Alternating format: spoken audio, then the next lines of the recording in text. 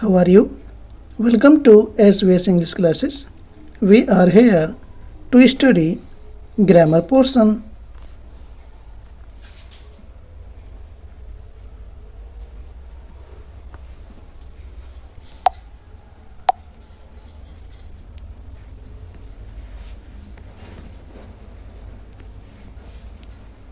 Grammar for all competitions and class 11th and 12th. Section C grammar. तो students, ये जो grammar का portion है ये सभी कॉम्पिटिशन्स के लिए है, उन सभी कैंडिडेट्स के लिए है जो कंपटीशन की तैयारी कर रहे हैं और जिस कंपटीशन में ग्रामर का पोर्शन आता है उन सभी के लिए है, और क्लास 12th के लिए भी ये पोर्शन है, 11th के लिए 12th के लिए। तो आइए शुरू करते हैं। ये क्वेश्चन नंबर 4 है, इसकी डायरेक्शन पढ़ते हैं। Change the following into indirect speech और narration.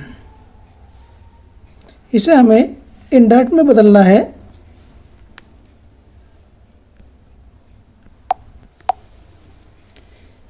Ram says to me comma inverted commas begin I shall not give you this pen full stop inverted commas close.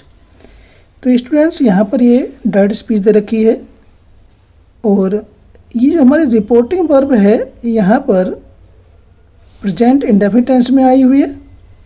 हमें रिपोर्टिंग वर्ब के tense का विशेष ध्यान देना है। सेज के बाद टू भी आ रहा है तो ये हो जाएगा टेल्स। Ram tells me. इस कॉमा और कॉमाज को हटाने के लिए हम दैट का प्रयोग करेंगे।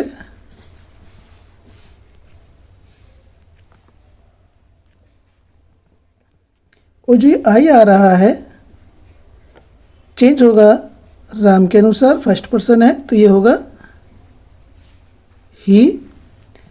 और ये सेल, आई के साथ सेल आता है, ही के साथ विल आएगा। और यहाँ पर हम विल का वुड नहीं करेंगे क्योंकि हमारी रिपोर्टिंग वर्ब प्रेजेंट में है, तो ये विल का विल ही रहेगा। नॉट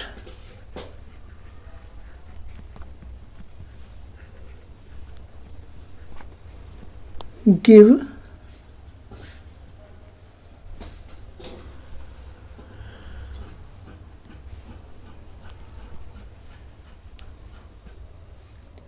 जो यू है सेकंड पर्सन का, ये चेंज होगा मी के अनुसार, तो इस यू के स्थान पर मी आएगा, मी। और ये दिस जो है चेंज नहीं होगा क्योंकि जब रिपोर्टिंग में प्रेजेंट में होती है तो ये रिपोर्टेड वर्ब और ये निकटता सूचक शब्दों में कोई परिवर्तन नहीं होता। ये दिस का दिस ही रहेगा, दिस पेन। इस प्रकार से इनडायरेक्ट बनेगा। और इसका जो और में है इसको देखते हैं। Dev has said comma inverted comma begin Alka is my dear sister. तो यहाँ स्टूडेंट्स, जो हमारी रिपोर्टिंग वर्ब है ये प्रेजेंट परफेक्ट टेंस में आई हुई है।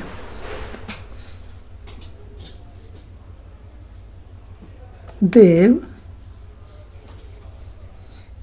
Has said, common word commas को हटाने के लिए दैट का प्रयोग करेंगे।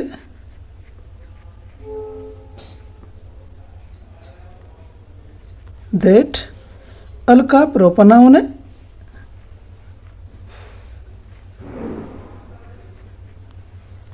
यहाँ जो रिपोर्टिंग वर्ब है इज, इसका टेंस नहीं बदलेगा क्योंकि हमारी reporting verb present perfect tense में है। जब हमारी रिपोर्टिंग वर्ब प्रेजेंट या फ्यूचर के किसी भी टेंस में होती है तो ये रिपोर्टेड वर्ब का टेंस नहीं बदलता है, ये इज का इज ही रहेगा, इज। अब इसके आगे माई आ रहा है, ये फर्स्ट पर्सन का पॉजेसिव है, चेंज होगा देव के अनुसार, देव एक वचन पुल्लिंग है तो इसलिए हिज होगा, हिज डियर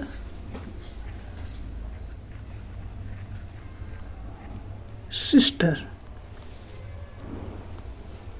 ठीक है स्टूडेंट्स, तो किस प्रकार से हमने इसको चेंज किया है इस चीज़ का ध्यान देना है।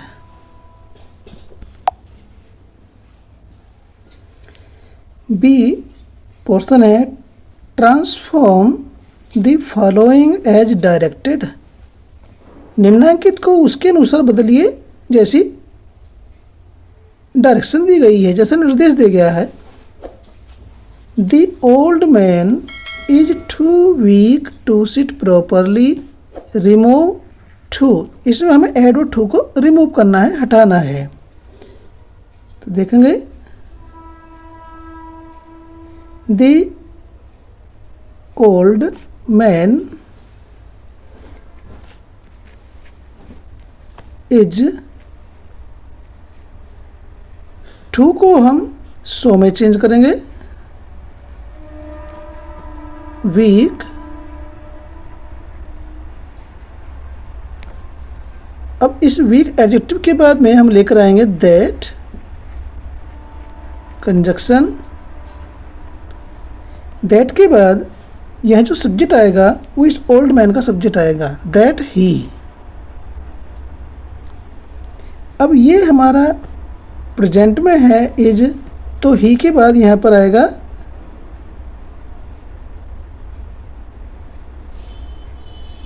Can not. इस टू को हटा देंगे और सिट प्रॉपरली को इसके बाद रख देंगे।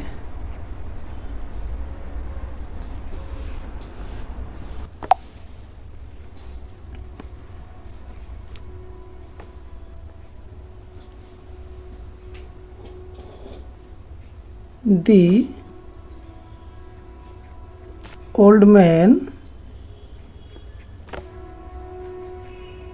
is so weak that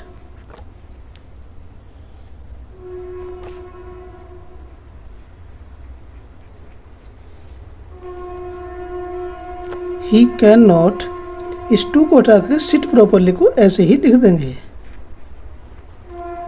seat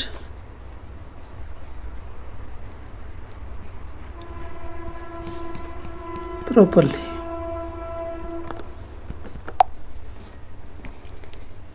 इसका और में दिया हुआ है Rohit is the best player of the team, इसे हमें चेंज करना है इनटू पॉजिटिव डिग्री। तो स्टूडेंट इसको पॉजिटिव डिग्री में चेंज करने के लिए, जिसमें दी प्लस सुपरलेटिव डिग्री उसके पश्चात सिंगुलर नाउन आता है, तो हम उसका पॉजिटिव बनाने के लिए यहाँ पर नो अदर, दी बेस्ट को हटा देंगे यहाँ से और इस प्लेयर से पहले लिख देंगे हम no other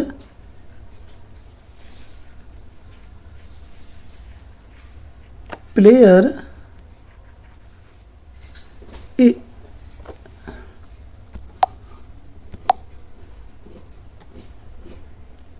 player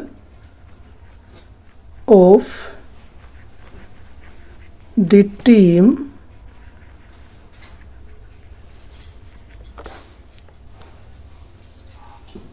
is so good. इस बेस्ट को हम पॉजिटिव डिग्री में ले आएंगे, ये बेस्ट गुड की सुपरलेटिव डिग्री है, इसको हम पॉजिटिव में ले आएंगे।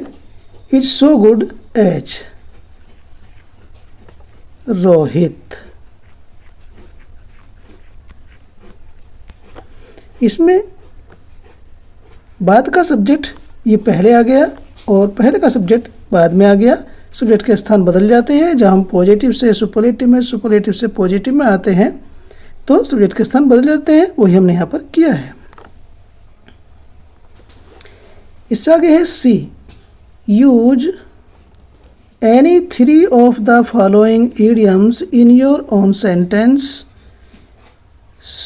so as to bring out their meaning clearly।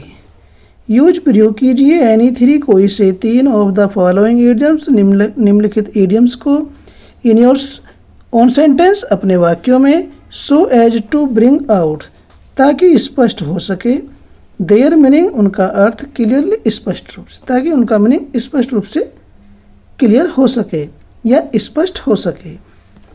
तो पहला है ऑल इन ऑल, सर्वे सर्वा। सेकंड है ब्रिंग टू बुक, दंड देना या किसी की खबर लेना, खबर हालचाल की नहीं, इसका अर्थ है दंड देना। ए बेड ऑफ रोजेज, एक आसान कार्य। बोन ऑफ कंटेंशन, झगड़े की जड़, लड़ाई की जड़। ए रेड लेटर डे का मीनिंग है एक महत्वपूर्ण दिन।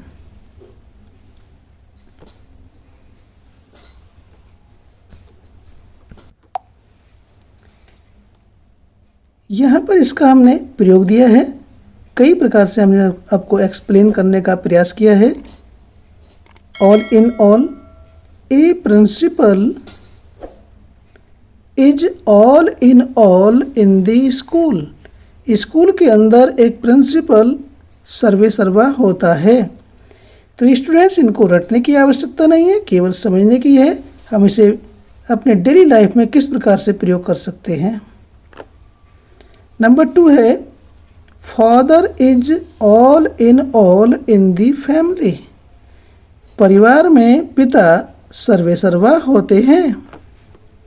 3 है Hari will be all in this company, यानी कि हरी को कंपनी का सर्वे सर्वा बना दिया गया। ये हमने यहाँ पर फ्यूचर टेंस में प्रयोग किया है। हरी विल बी, हरी होगा, ऑल इन ऑल सर्वे सर्वे, इन दिस कंपनी, इस कंपनी में या इस कंपनी का। नंबर 4 है a team has made Ravi all in this factory. इस फैक्ट्री में एक टीम ने रवि को सर्वे सर्वा बना दिया है। तो ये हमारा है प्रेजेंट परफेक्ट टेंस में। तो हमें इसे डेली लाइफ में कैसे प्रयोग कर सकते हैं, करते हैं, इस चीज़ को हमें समझना है। ठीक है students.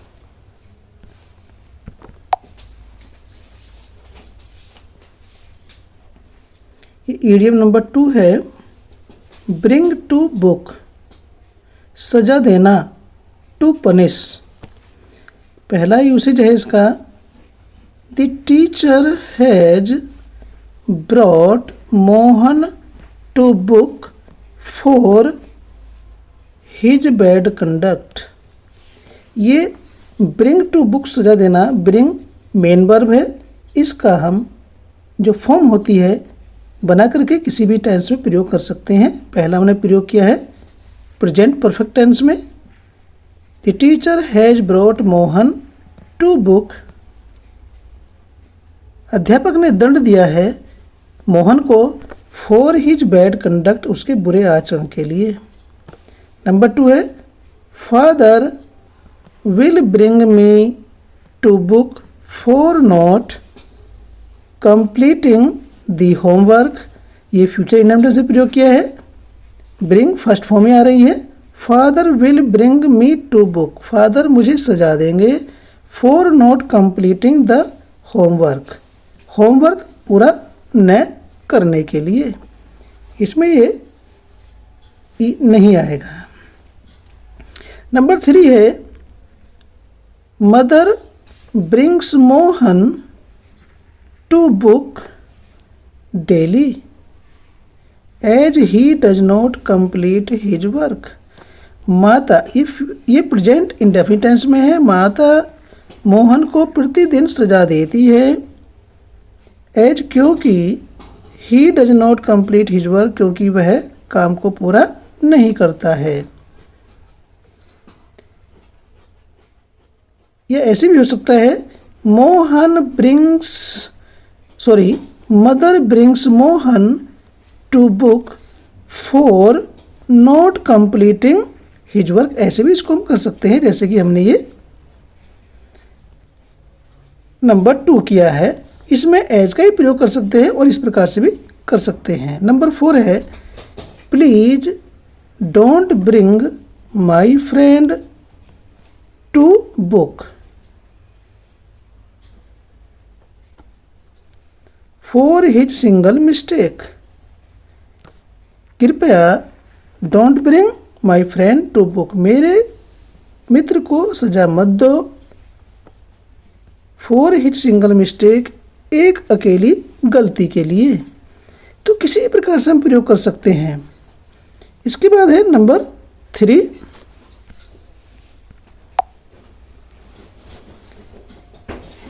A bed of roses. एक आसान कार्य। किस प्रकार से प्रयोग करना है? Life is not a bed of roses. जो जीवन है वो फूलों की सेज नहीं है, अर्थात आसान नहीं है। नेक्स्ट है, students life is not a bed of roses. जो विद्यार्थी जीवन होता है वह भी आसान नहीं होता, सुखमय नहीं होता है। देखिए ये हमने कैसे प्रयोग किया, नंबर 1। नंबर 2 कैसे प्रयोग हुआ? Number 3, the post of district magistrate is not a bed of roses. District magistrate की पोस्ट भी एक आसान काम नहीं है, बहुत ही कठिन कार्य होता है। Number 4, A farmers life is not a bed of roses. तो देखिए किसान का जीवन भी आसान नहीं होता है, वह भी सुख का जीवन नहीं है, एक किसान का जीवन भी। तो किस प्रकार से हम इसे प्रयोग कर सकते हैं डेली लाइफ में? इसीलिए कहा गया कि निम्नांकित इडियम्स को अपने शब्दों में प्रयोग करके, अपने वाक्य में प्रयोग करके इनका मीनिंग क्लियर कीजिए।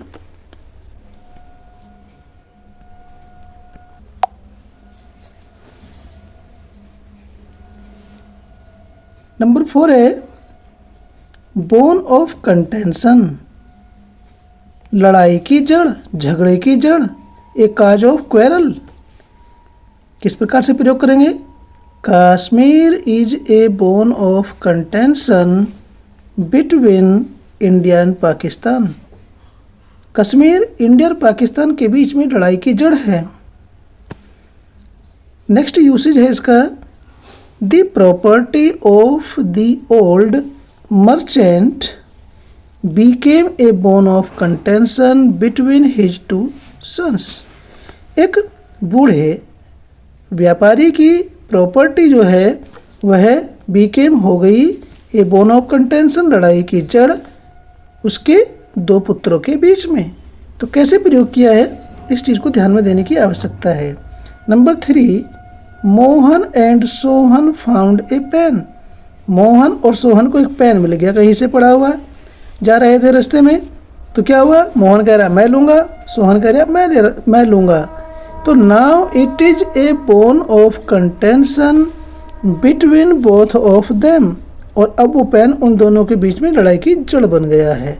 कैसे प्रयोग किया है, इस चीज़ को समझने की आवश्यकता है। Number 4, sometimes ego becomes a bone of contention between husband and wife।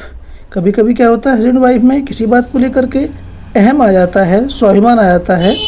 Ego means अहंकार। कभी कभी अहंकार पति और पत्नी के बीच लड़ाई की जड़ बन जाती है। तो किस प्रकार से हमने बोन ऑफ कंटेंशन को विभिन्न प्रकार से डेली यूज में अपने शब्दों में, अपने वाक्य में प्रयोग किया है, इस चीज़ को हमें सीखना है। हमें कोई से 3 करने थे, लेकिन हमने यहाँ पर जितने थे उतने ही आपको प्रयोग करके बताए, क्योंकि हमें सीखना है। A red letter day, an important day, एक महत्वपूर्ण दिन। खुशी का होता है, किस प्रकार से प्रयोग करना है। Number 1, 15th August is a red letter day in the history of India. भारत के इतिहास में जो 15 अगस्त है वह एक बहुत ही खुशी का महत्वपूर्ण दिन है। सेकंड है, my birthday is a red letter day in my family. अब मान लीजिए कोई व्यक्ति, कोई बालक अपने परिवार में अकेला है तो उसका बर्थडे उसके परिवार में एक महत्वपूर्ण दिन होता है। नंबर 3 है, Mohan's appointment for the post of NIAS is a red letter day in his family. अब मोहन का IAS ऑफिसर के पद पर नियुक्त होना क्या है, उसके परिवार का एक रेड लेटर डे है, एक महत्वपूर्ण दिन है।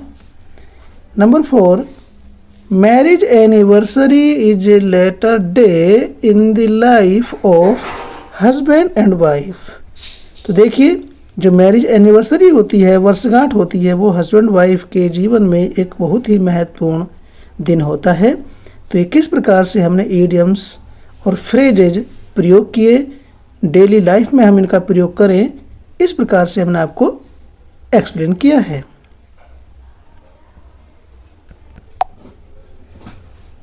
इसके बाद आता है D part, choose the correct antonyms of the following. निम्नांकित शब्दों के करेक्ट एंटोनिम्स चूज करने हैं, सही विलोम शब्द हमें चुनने हैं। एक वर्ड दे रखा है, नीचे 4 चॉइसेज हैं, ऑप्शन है, उसमें से जो द मोस्ट करेक्ट है उसको हमें टिक करना है, आंसर बुक में लिखना है। डेफिनिट, डेफिनिट मीन्स होता है निश्चित, तो इसका अपोजिट अनिश्चित होगा। Indefinite, undefinite, limitless, none of them. तो देखिए, अनडेफिनिट ये कोई वर्ड नहीं होता, लिमिटलेस मीन्स होता है अथाह या असीमित। तो डेफिनिट का मीनिंग तो निश्चित होता है, ये तो असीमित है, अथाह है, तो इसका नन ऑफ देम, इनमें से कोई भी नहीं, ऐसा नहीं है। इनडेफिनिट, डेफिनिट का अपोजिट होता है, एंटोनिम होता है। नंबर 2 है कन्फेस, स्वीकार करना। जो वोकेबुलरी होती है उसका हमें मीनिंग और स्पेलिंग ठीक से लर्न होनी चाहिए, तभी हमारी वोकेबुलरी ग्रामर के अंदर स्ट्रॉन्ग होती है। तो कन्फेस में स्वीकार करना, A accept, B unconfess, C deny, D both A and B. तो कन्फेस में स्वीकार करना होता है, एक्सेप्ट में स्वीकार करना होता है, तो सिनोनिम हो गया, तो एंटोनिम में या अपोजिट में ये तो आएगा नहीं। अनकन्फेस ये भी नहीं आएगा। डिनाई, इनकार करना, D both A and B, यानी कि ए भी है और बी भी है, ऐसा नहीं है, दोनों ही गलत हैं। इसका सही ऑप्शन है डिनाई। कन्फेस में स्वीकार करना, डिनाई में इनकार करना या मना करना।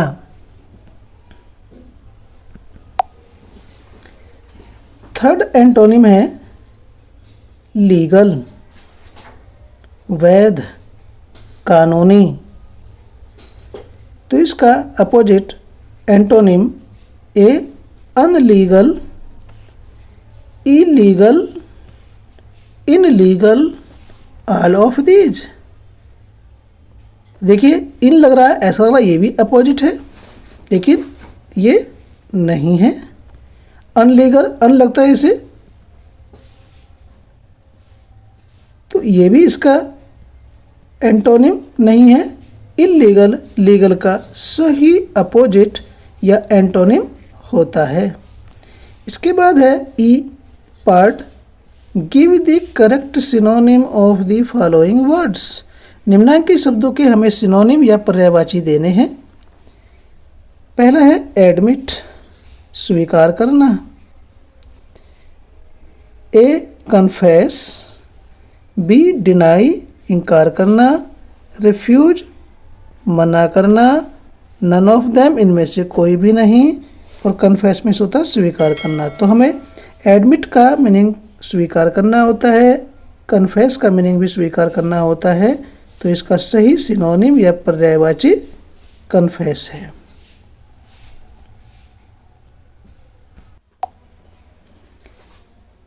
चेस्ट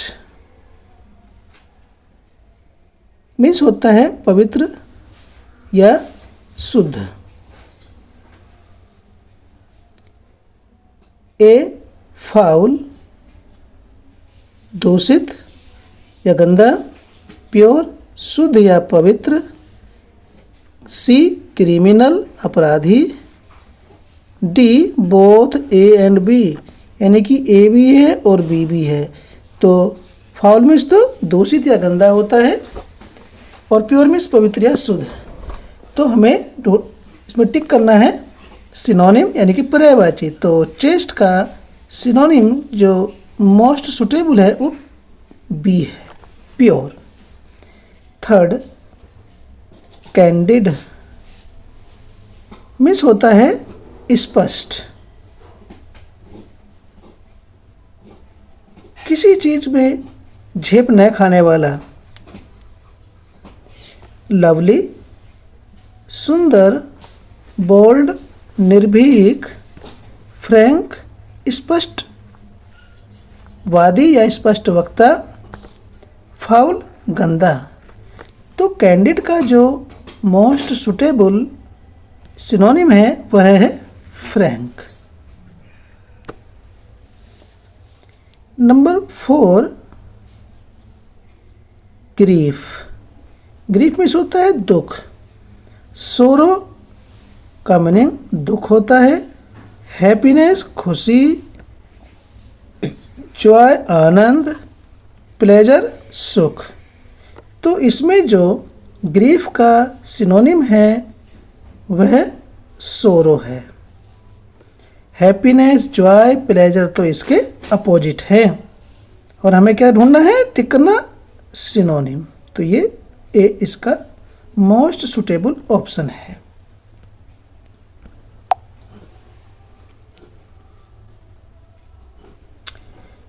नंबर 5 है give one word for the following expression. निम्नलिखित एक्सप्रेशन के लिए हमें एक शब्द देना है जिसे हम कहते हैं वन वर्ड सब्स्टिट्यूट। एक वाक्य के लिए एक शब्द का प्रयोग करना। ए पर्सन हु बिलीव्स, यहाँ पर ऐसे हु बिलीव्स इन गॉड, एक व्यक्ति जो ईश्वर में विश्वास करता है उसे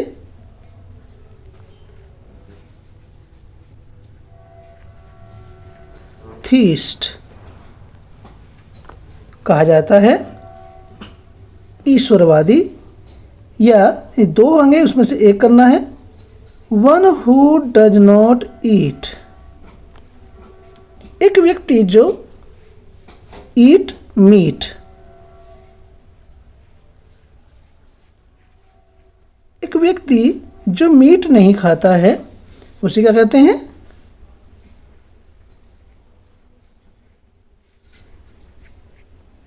vegetarian.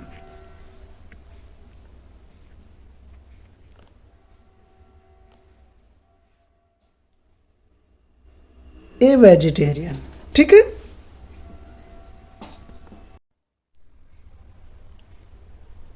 Use of any one of the following groups of words in your own sentence so as to bring out the difference in their meanings. Use any one of the following groups of words in your own sentences. अपने वाक्य में निम्नांकित शब्दों के समूह में से किसी एक का प्रयोग करना है ताकि उनके अर्थ को स्पष्ट किया जा सके अलग अलग। ए एल्टर परिवर्तन करना या बदलना, अल्टार वेदी, इसे बलि वेदी होती है जहाँ पर देवी देवता की मूर्ति रखी जाती है और चौकोर सा स्थान होता है, उसे वेदी कहा जाता है, बलि वेदी। ठीक है। बी पेल, पीला, दूसरा पेल ये बाल्टी होता है। थर्ड है बेल, गांठ, और ये बेल होती जमानत। ये होमोफोन्स हैं, इनके उच्चारण एक जैसे हैं, स्पेलिंग अलग अलग है। प्रयोग करके इनके मीनिंग को हमें क्लियर करना है। आइए शुरू करते हैं। पहला एल्टर, परिवर्तन करना, बदलना, जिसे हम कहते हैं चेंज करना। A good administrator seldom alters anything in the good rules to the society। एक अच्छा प्रशासक मुश्किल से ही कभी ही alters बदलता है, anything कुछ परिवर्तन करता है, in the good rules अच्छे नियमों में, to the society इस समाज के जो अच्छे रूल्स होते हैं उनमें मुश्किल से ही कभी कोई परिवर्तन करता है एक अच्छा प्रशासक। तो यहाँ पर हमने एल्टर्स प्रेजेंट इंडेफिनिट टेंस से प्रयोग किया। नंबर 2 है you should alter this old bike for a new one. तुम्हें इस पुरानी बाइक को नई के बदले में, नई के लिए बदल लेना चाहिए या इसके बदले पुरानी के बदले में नई ले लेनी चाहिए। यहाँ पर ये प्रेजेंट इंडेफिनिट टेंस में है, यहाँ शुड का प्रयोग करके हमने एल्टर का प्रयोग किया है। 3 है ही एल्टर्स हिज क्लोथ्स डेली, वह अपने कपड़े डेली बदलता है। ये हमने प्रेजेंट इंडेफिनिट टेंस में प्रयोग किया। पास्ट में कर सकते हैं।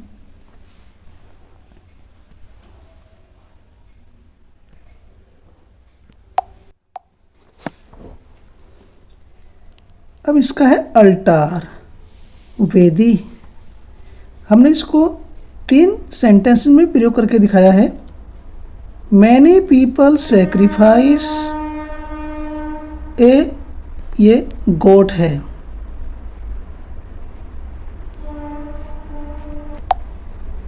ए goat at the altar of goddess Kali, बहुत से लोग गॉडेस काली के बलि वेदी पर एक बकरी की बलि देते हैं या चढ़ाते हैं। An altar is a place where we keep the pictures of God and goddess. Altar एक ऐसा स्थान होता है जहाँ पर हम देवी देवताओं की मूर्ति चित्र को रखते हैं। चौकोर सा स्थान होता है, गोल भी हो सकता है, उस स्थान को वेदी कहा जाता है।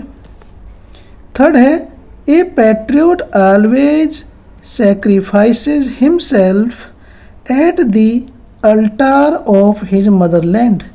एक देशभक्त हमेशा सैक्रिफाइस हिमसेल्फ अपने आप को बलिदान कर देता है eight the altar of his Motherland अपनी मातृभूमि की वेदी पर। तो किस प्रकार से हम इसको कर सकते हैं? अलग अलग ढंग से व्यवहारिक रूप से डेली लाइफ में हम इसका प्रयोग कर सकते हैं। यहाँ पर हमने इनका दोनों एल्टर और अल्टार का मीनिंग क्लियर किया है।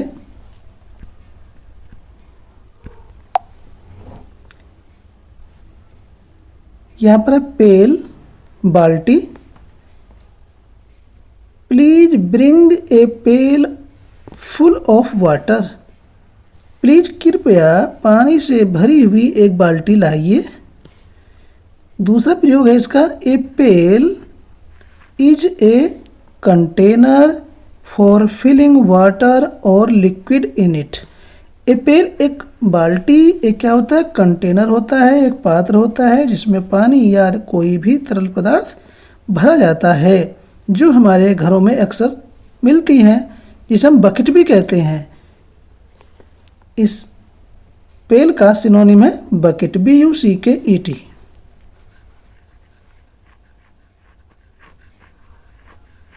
ये पेल का सिनोनिम है। PALE पेल, उच्चारण तो इसका भी यही है, लेकिन स्पेलिंग डिफरेंट है और मीनिंग डिफरेंट है। पेल में होता पीला, सफ़ेदीपन जो आता, पीलापन जाता है। His face was pale due to fear, भय के कारण उसका चेहरा पीला था या पीला हो गया था। ही टर्न्ड पेल व्हेन ही सा ए स्नेक, जब उसने एक सांप देखा तो वह पीला पड़ गया, यानी कि इतना भयभीत हो गया कि वो पीला पड़ गया। थर्ड है ड्यू टू लॉन्ग इलनेस, लंबी बीमारी के कारण हिज बॉडी हैज बिकम पेल, उसका शरीर पीला पड़ गया है। ये मैंने प्रेजेंट परफेक्ट ऐसे प्रयोग किया है।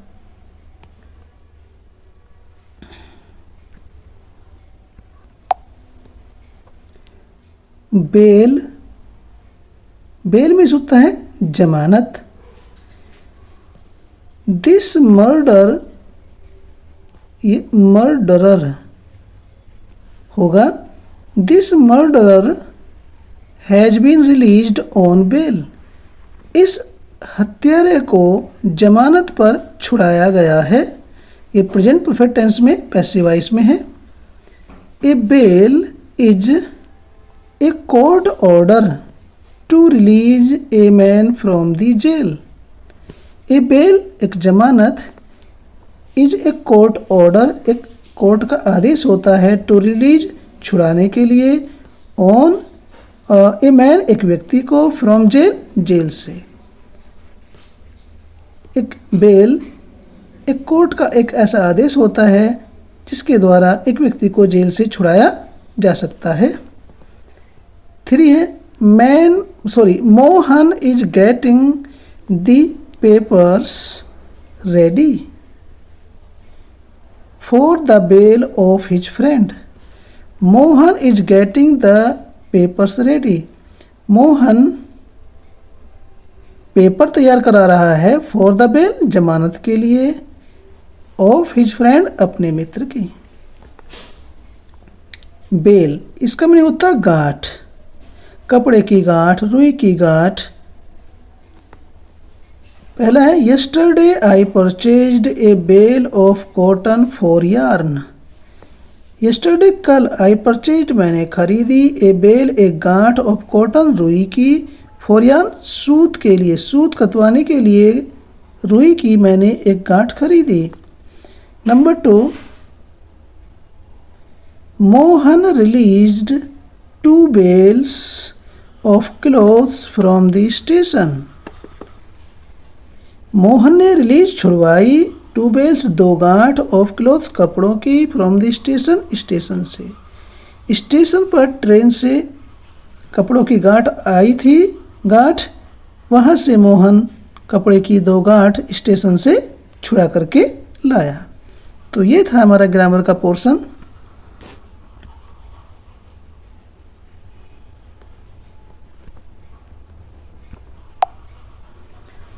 आपको ये वीडियो अच्छा लगा तो please subscribe the channel. Thanks for watching the video.